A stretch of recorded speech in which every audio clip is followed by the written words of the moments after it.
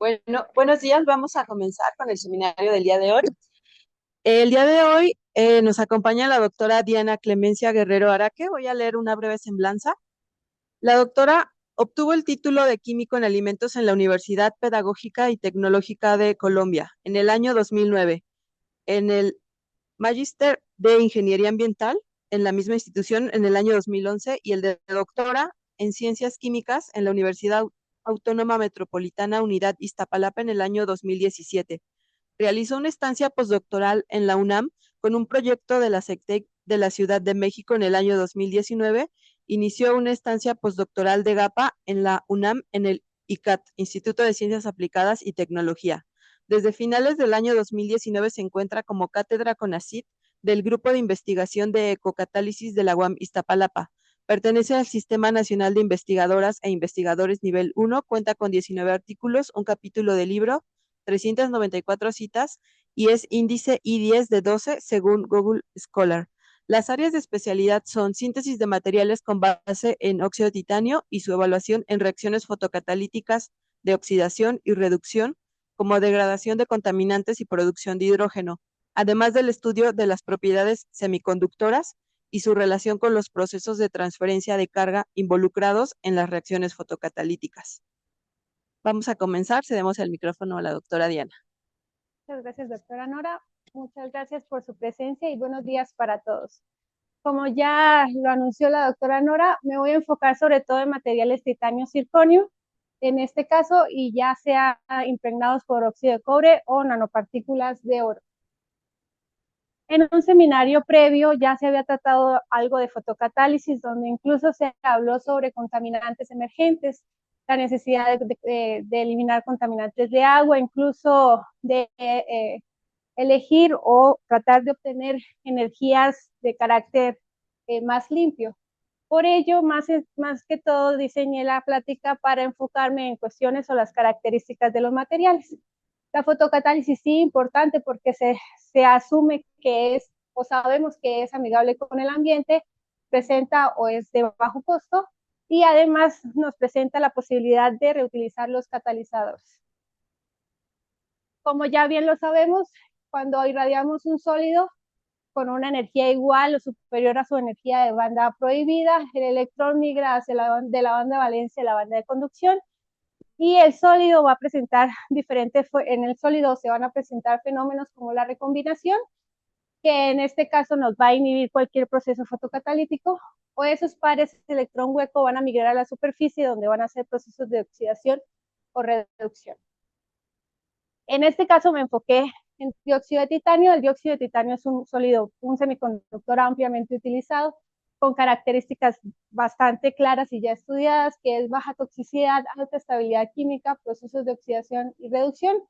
Y el dióxido de circonio tiene una amplia banda de prohibida, de energía de banda prohibida, es fácil o, bueno, presenta mejora de su actividad cuando se acopla a otros semiconductores, tiene y ese, digamos, como ese amplio band gap hace que se pueda utilizar en procesos de oxidación y reducción. Sin embargo, muchos estudios han sido enfocados a establecer si funciona más o no. En ese sentido, nos hemos inclinado para intentar dilucidar o establecer qué procesos se envuelven en esas reacciones. En este caso les muestro el resultado de 3 óxidos mixtos que se realizaron en el laboratorio. 1% de mol de dióxido de circonio, 5 o 10, todos acoplados al dióxido de titanio, y en algunos se mostrará la comparación con el dióxido de titanio o el dióxido de circonio solo. Para la síntesis partimos de butóxido de titanio, butóxido de circonio, ácido nítrico y butanol, todos en el mismo reactor. Se procede a hacer la hidrólisis. Posterior se deja 80 grados durante 24 horas bajo agitación constante. Se filtra, seca y en este caso se calcinaron a 500 grados centígrados. Para los resultados, en este caso, o el hecho de poner los dos butóxidos, lo que pretendíamos hacer era generar heterouniones. Estas heterouniones fueron comprobadas mediante el TEM, donde podemos ver la imagen de la derecha, digamos como la cercanía entre ellos, ¿no? O la unión entre ellos, dióxido de titanio en la parte inferior, dióxido de titanio en la parte superior. En lo que respecta al rayos X, podemos observar que solo en un contenido superior a 5, en este caso el 10%, vemos la presencia del dióxido de circonio. A medida, cuando se incluye el dióxido de circonio a ese dióxido de titanio, el tamaño de cristal disminuye notoriamente, vemos 7.8 nanómetros, y a medida que va aumentando ese contenido de circonio, va aumentando ese tamaño de cristal. Si asumimos o vemos otros resultados en otras caracterizaciones, tenemos en el caso de superior izquierdo, vemos el infrarrojo. Lo que nos llama la atención aquí sobre todo es la panza que se le ve alrededor de 3.400 en el ZT5, llamado así, donde podríamos inferir que esa cantidad de agua absorbida, igual los 1.600 de los hidroxilos superficiales, van a ayudar en el proceso fotocatalítico. Si nos vamos a la parte de análisis textural, vemos que los óxidos simples, en los puntos que está en la imagen de la derecha superior, vemos que los óxidos simples tienen una área superficial pequeña, y cuando son mixtos ya esa área pasa de alrededor de 50 a más de 100 metros cuadrados por gramo. Y lo que nos llamó la atención aquí es que ellos, a pesar de que tienen diferente contenido de dióxido de circonio, su área superficial es similar. En la cuestión del band gap, vemos que a medida que aumenta el contenido de circonio, va pasando a unos, digamos, va aumentando o siendo mayor el número a medida que aumenta el dióxido de circonio, y el dióxido de circonio simple presenta diferentes pendientes. En este caso 2.8, 3.7 y 4.3. Estamos hablando que se asume que el dióxido de circonio puede establecerse entre 3 e incluso 5.1. Hay reportes de ello. Nosotros acudimos a una caracterización fotoelectroquímica, allí específicamente a Mochotsky. Lo que hacemos es polarizar el material aplicando el potencial, esto en dirección de la banda de conducción, y así para obtener el potencial de banda plana, que es muy cercano a la posición de lo que sería la banda de conducción. Los resultados están en pantalla. La parte inferior izquierda está el dióxido de titanio con menos 0.74, el dióxido de circonio un poco menor, y vemos que cuando es el caso de los óxidos mixtos, presentan dos comportamientos. ZTE1 tiene el valor de menos 0.69, que es inferior al dióxido de titanio, que es este caso, y los otros dos, 5 y 10%, tienen un valor superior o más grande, más negativo, por decirlo de alguna manera. En manera esquemática tendríamos estas dos cuestiones. El método de síntesis va a favorecer la inclusión del dióxido de circonio en la red del dióxido de titanio. A contenidos menores, este va a generar ciertos defectos en la red como tal, pero digamos que va a tener una capacidad mayor de absorción de admitir átomos de circonio, que ya no pasa en la cuestión de cuando son óxidos mixtos. Cuando ya son óxidos mixtos, este valor de 0.86 más grande que los óxidos simples indican y está reportado o asociado a la formación de heterouniones.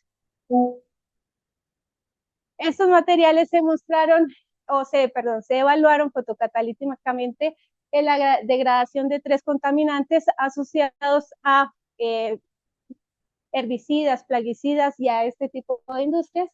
Y entonces, en todos les proyecto el resultado del ZT5. Entonces, en todos se ve una eliminación aceptable o buena por parte del catalizador de ese contaminante. Indistinto cuál sea, el material se comporta de manera adecuada. Cuando evaluamos todos los materiales en esas moléculas, vemos que la constante es que el de que tiene el 5% es el que funciona mejor. Está en amarillo el resultado, y vemos que alrededor de 3 horas ya podemos evaluar que sí, efectivamente es mejor.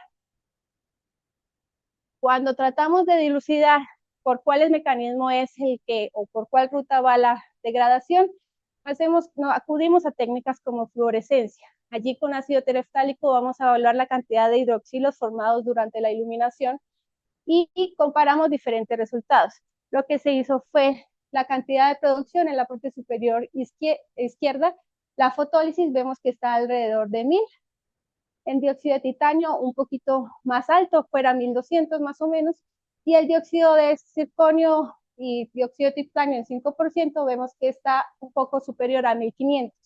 Si hacemos o vemos la gráfica de la parte inferior derecha, podemos observar que efectivamente, o ya el resultado nos evidencia que este material produce más radicales hidroxilo, lo que estaría relacionado con su mejor actividad fotocatalítica. Cuando nos da curiosidad por saber si es una transferencia de carga directa o indirecta, acudimos también a caracterización electroquímica. Allí la voltamperometría lineal nos va a mostrar dos resultados, mientras el ácido fenoxiacético, que es el naranja o amarillo, muestra mayores corrientes y un corrimiento hacia la izquierda. Y en este caso, la espectroscopía de impedancia electroquímica nos va a mostrar diferentes arcos. Lo que tendríamos o a simple vista analizar es que el ácido fenoxicético tiene el menor arco, entonces digamos que tiene la menor resistencia a la transferencia de carga. Y si lo planteamos esquemáticamente, podemos observar lo siguiente, o a esa conclusión llegamos de acuerdo a las técnicas anteriores y a lo mencionado.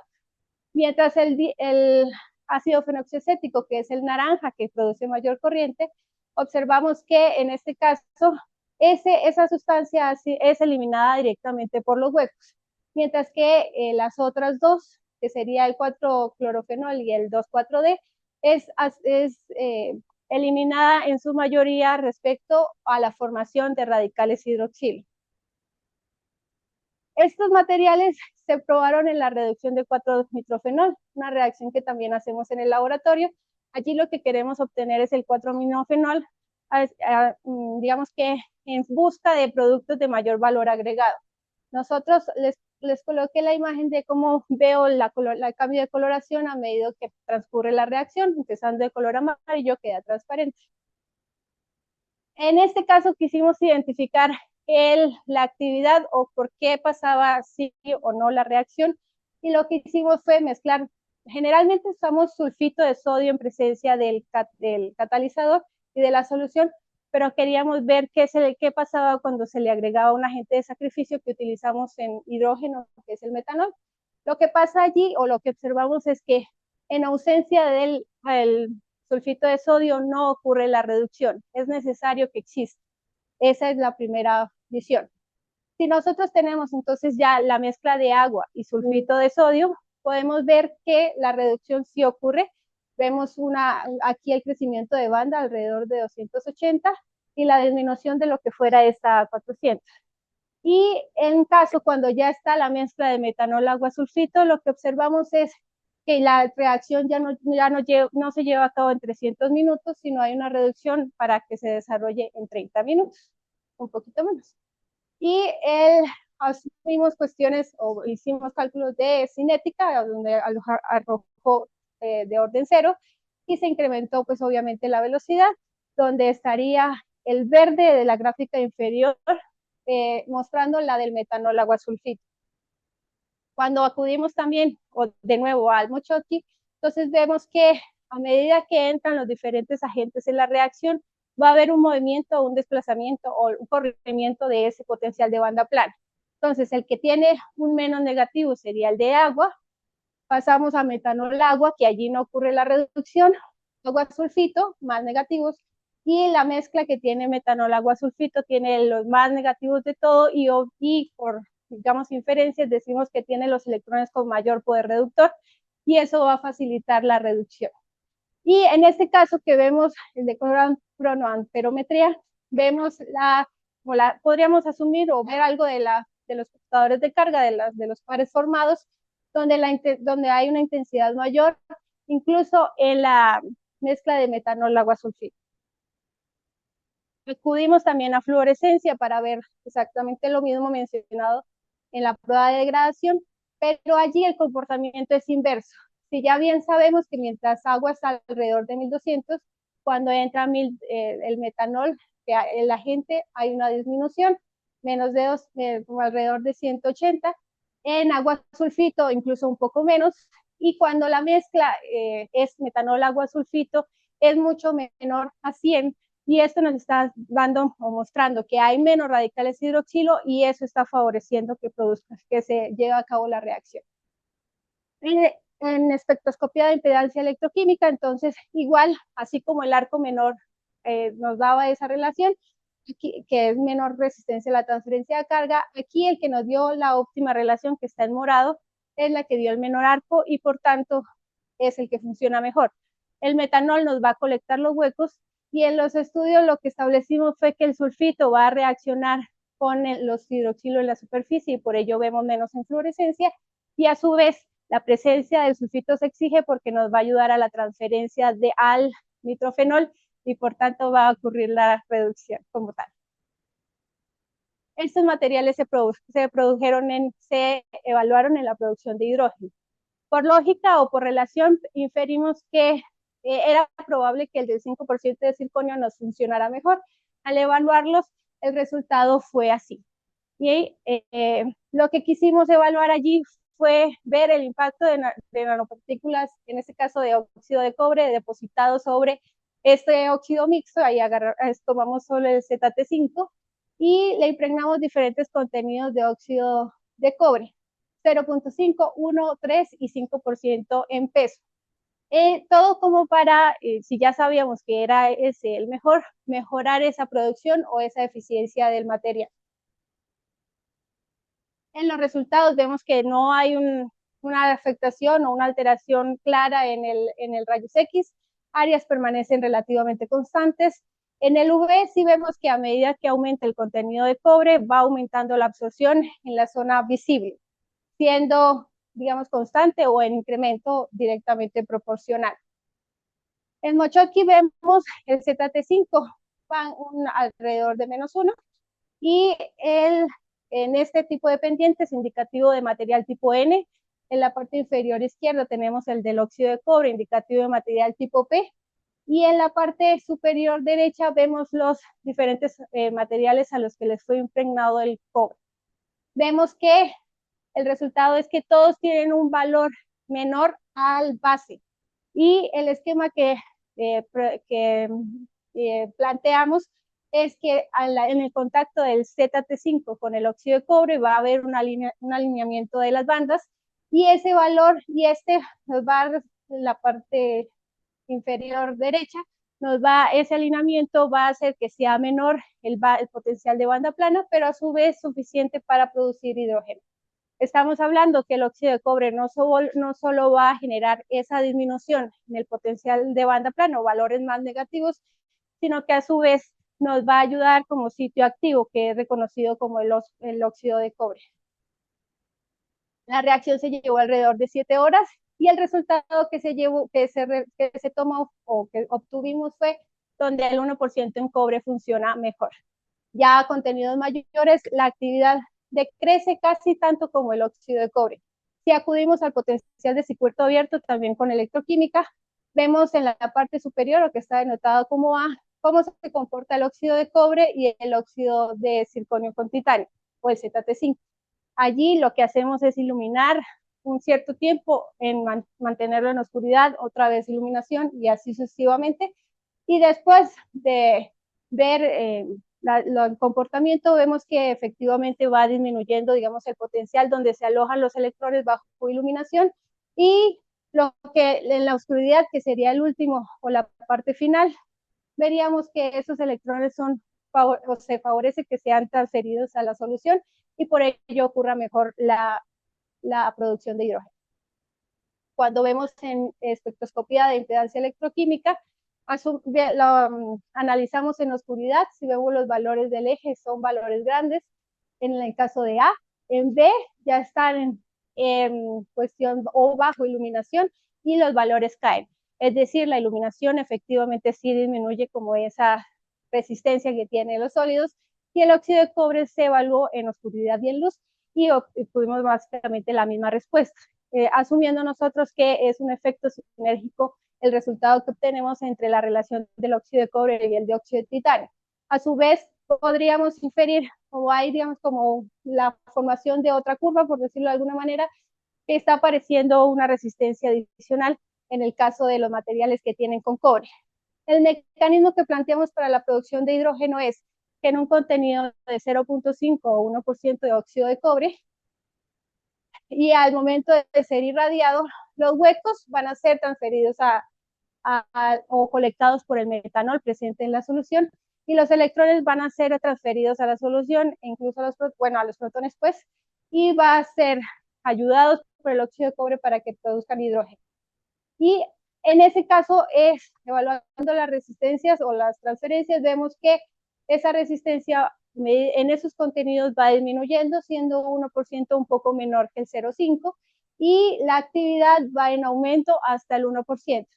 Cuando son contenidos superiores, vemos que, o el análisis que hicimos en el grupo fue que aparece una resistencia adicional, está asumida entre el contacto del óxido de cobre y el material base, y eso hace que esa resistencia adicional generada por el contenido, en vez de ayudar en la producción de hidrógeno, lo va a desfavorecer, que está relacionada con los resultados anteriores.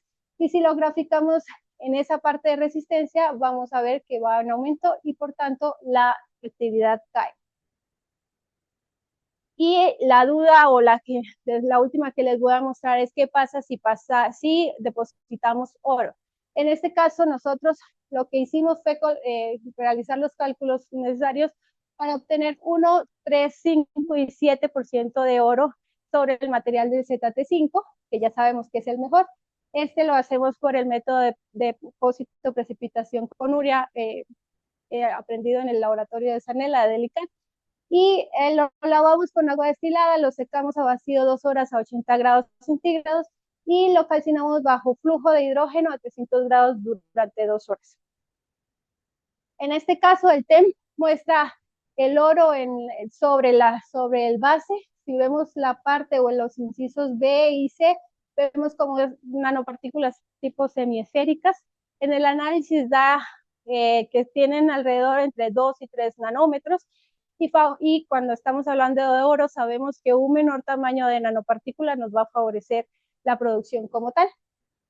Pudimos identificar los 3 componentes, lo que es bueno, digamos que en realidad sí nos arroja el contenido o la presencia de oro. En este caso, en reflectancia difusa, podríamos ver el aumento de 2 bandas, este oro delta que nos va a asociar o lo asociamos a la presencia de pequeños clústeres sobre el material, y en este caso el efecto del plasmón superficial o lo que está denotado como amarillo, también a medida que aumenta el oro, aumenta esa absorción como tal. Y en el rayos X no percibimos mayor diferencia. En este caso, en el que vimos ya el oro fue en el contenido del 7%, que ya se establece allí. Por XPS, entonces, como está calcinado bajo hidrógeno, nos permite ver el dióxido de titanio 4+, el dióxido de titanio 3+, en la banda aquí más o menos de 4,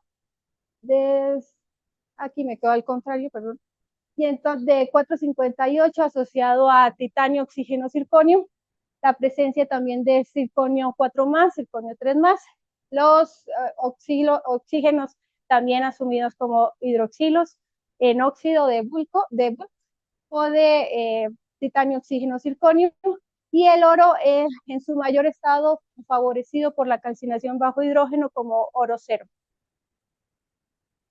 En producción de hidrógeno, el base está en el inciso A o en la parte A, donde está el morado, y a medida que aumentamos el contenido de oro, va aumentando esa producción de hidrógeno hasta el contenido de 5%, y luego el 7 ya cae. Y para ver qué tan estable era, entonces se hicieron diferentes reusos de ese material, y en la parte B vemos el resultado donde muestra que es, o lo podríamos asumir como altamente estable. En Mochotki igual vemos un corrimiento de lo que fuera el nivel de banda plana, y ya con respecto a los bases, estamos hablando que mientras el nitrofenol ahí estaba un 25% de metanol, aquí estamos haciendo reacciones entre 90 de agua y 10 de metanol, y va a depender de la solución, el comportamiento de los materiales. Por eso es importante siempre la caracterización. Y en cuestión del OCP también vemos esa transferencia en caso de que el morado, que me quedó allí sin nombres, pero el morado siendo el circonio titanio el 5%, y que cuando el oro lo incluimos en el material, favorece esa transferencia a la solución. Y Mecanismo tendríamos que igual el acoplamiento entre el dióxido de titanio y el dióxido de circonio, hay un alineamiento de las bandas y por ello se modifica ese potencial de banda plana y con los electrones van a ser o promovidos de la banda de valencia a la banda de conducción y ellos van a ser alojados en diferentes trampas que van a darnos como cierta vida útil de esos electrones mientras los huecos son colectados y el oro también nos va a funcionar como sitio activo y nos va a ayudar a la transferencia a la solución y favorecer la producción de hidrógeno. Y gracias por su atención.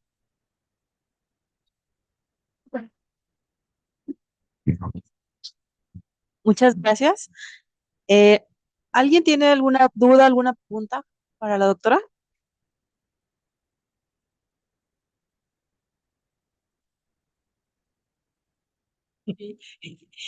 Muy bonita tu plática, Diana.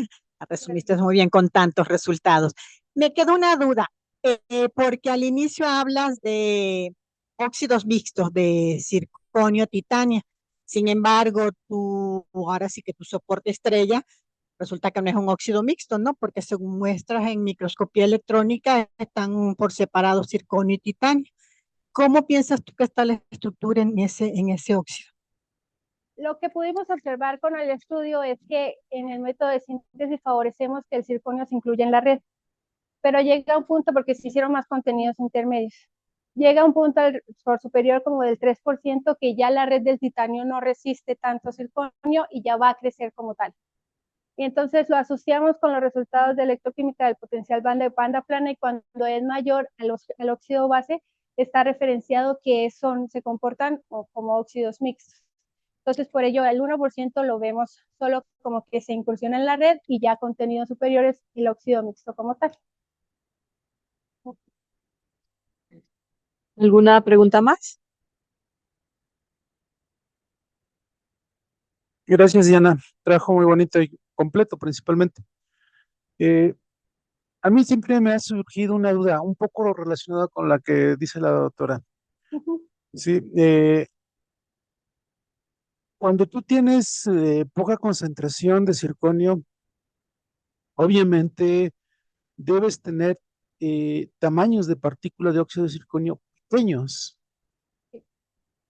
Y cuando ya tienes altas concentraciones de circonio, debes de tener tamaños de partícula de circonio grandes. Lo mismo puede ocurrir con tus cocatalizadores, hablando de cobre, de oro o lo que le pongamos.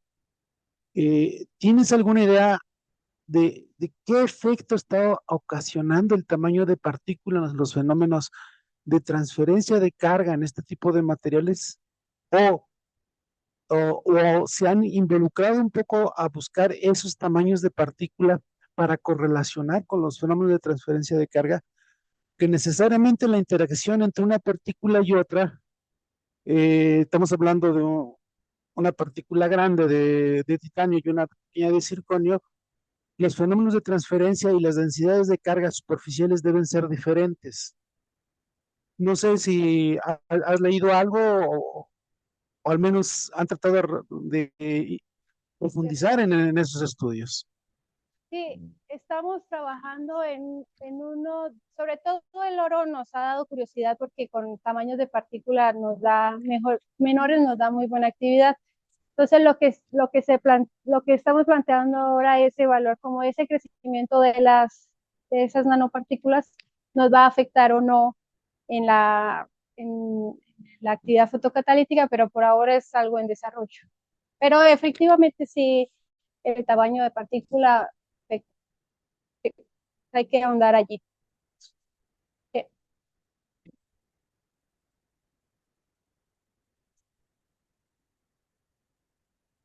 Muchas gracias por tu plática, Diana. Estuvo bien interesante. Yo no sabían que hacían todo eso aquí. Está muy padre. Y sobre todo para saber qué se hace aquí en el área, ¿no? Porque luego no sabemos qué hacemos. Este, lo que dijo el doctor es muy importante, el tamaño de partícula, pero también el tipo de partícula que formas con el oro. No sé si Sanela o ustedes ya habían estudiado por SEM cuál era la forma porque el oro, no sé cuánto tipo de formas de partícula tiene, yo sé que tiene forma esférica como de rombo, no sé si todo eso afecte también la transferencia de carga. Sí, indudablemente también afecta, y el doctor Zanella pues es uno que... Con el método de precipitación, ¿tú favoreces la formación de cierta geometría de nanopartícula o...? No, estamos tratando de favorecer el tamaño de la partícula al final. Ajá, no, pero no el también, tipo de... porque la forma también, porque los plasmones que tú tienes también te van a decir mucho la forma de la nanopartícula que tú tienes. Digo, no sé, la verdad no sé si lo hayan estudiado eso. Ahorita desconozco, pero seguramente sí, porque él ha trabajado mucho en oro. Ajá. Me imagino que deba, o sea, digamos que cuando yo llego a Zanella, casi que fui su fan, porque cuando yo estaba en Colombia yo reproduje algo de un artículo de él de oro. Y cuando ya llegué ahí y bueno, pude conocer su método de síntesis, ya establecí que sí, en ese caso hay que tener bastante cuidado con ese método para que el tamaño es menor. Pero realmente lo que nos enfocamos en ese momento era en obtener pequeñas. Ajá. Más no ir o direccionar hacia alguna figura. Ya entendí. Geometría Okay. especial. Va. Muchas gracias.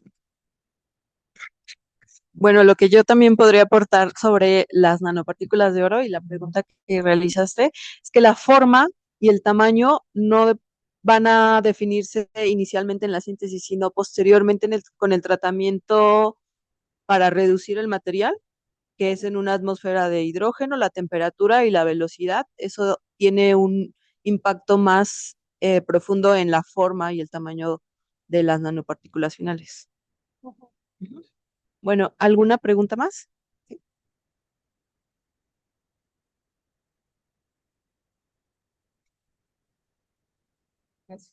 Al inicio mencionaste que te llamó la atención las bandas correspondientes a los grupos OH del espectro infrarrojo, pero ya después no mencionaste nada. ¿Hiciste alguna como correlación de, ya sabemos que no es cuantitativo, pero la forma sí era distinta entre cada uno de los materiales, y no sé si eso te coincidió con que fuera el material estrella el que tuviera una particularidad?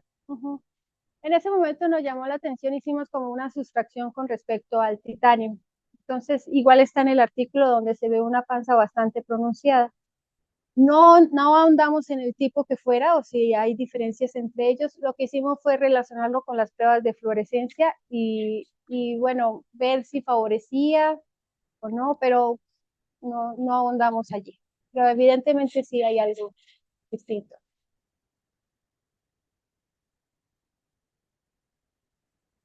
Sí. ¿Qué tal? No, muy interesante la plática. Gracias. Yo he estado siguiendo, bueno, estos trabajos porque también empecé a hacer caracterización de fotocatalizadores y bueno, y la importancia, ¿no?, que tienen las técnicas electroquímicas para conocer los materiales. Y justo bueno, eso va la pregunta. En los primeros Mochuki que mostraron, el potencial de banda plana lo tomaron con la segunda pendiente. ¿Por qué en el segundo lo toman con la primera pendiente y por qué en el tercero regresan a la segunda pendiente? Bueno, allí también estamos viendo en dónde, qué sustrato utilizamos. En el Sí. primero usamos lámina de titanio, luego usamos cito y vamos en FTO. Y es indiscutible que hay respuestas, dependiendo, ya lo debes saber, respecto al sustrato que utilizamos. Y eso es algo que también está en desarrollo, porque como para homogenizar la respuesta respecto a cómo se deposita, qué sustrato se utiliza, la solución que utilizamos, ahí también hay un amplio campo para estudiar. Yo Sí. creo. Ok, pero no hay una razón por qué la primera. Bueno, te digo, porque digo, esto es un review respecto a las técnicas electroquímicas y yo también he encontrado, ¿no? Yo siempre tomo la segunda, Ajá. o bueno, no es que conocemos, pero la primera otros también la toman. No sé por qué, bueno, es lo que ando investigando. Bueno, igual hicimos un corrido de frecuencias y nos alojaba siempre el mismo allí. Y entonces esa fue el que alojamos en el primero y así como que hemos ido como con barridos estableciendo cuál es la que permanece estable. Pero sí es algo en el que hay que ahondar también. Sí, porque ahorita, bueno, que mostraste en el segundo sí se alcanza a ver la segunda pendiente. Digo, se podía haber tomado y les hubiera dado un valor un poquito más parecido a lo que vieron en el primer estudio. Sin embargo, entre la primera y la segunda cambiamos, o sea, digamos que ahí es donde digo que también la solución interfiere, porque en la primera usamos solo el perclorato de potasio, luego incluimos los contaminantes, y si bien sabes, eso nos va a arrojar unos valores, y luego incluso en ACE y todo eso, y en el segundo ya está involucrado el metanol. Ok, Entonces, obviamente, con esa interacción entre la solución y estabilización con el sólido nos arroja diferente. ok, vale. Y la última, nada más rápido, para el oro, hicieron, bueno, en los de NyQuil, hicieron con el oro cuando metieron NyQuil en oscuridad y luz. No, ¿No? Ok. no, en algún punto lo que hicimos fue que tenía ligeramente una resistencia a 90 en luz, en oscuridad no hicimos. Sí, que es primero en oscuridad. Ajá.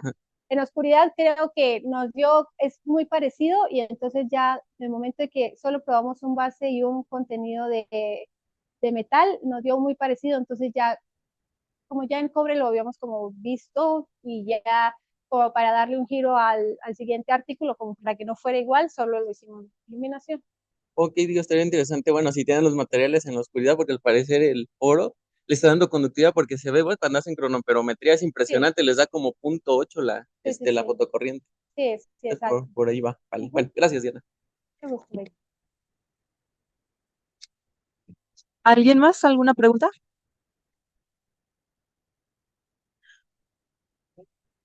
Bueno, si ya no hay más preguntas, vamos a entregar la constancia de participación por el seminario a la doctora Diana Clemencia Guerrero Araque y pues le agradecemos mucho su seminario el día de hoy.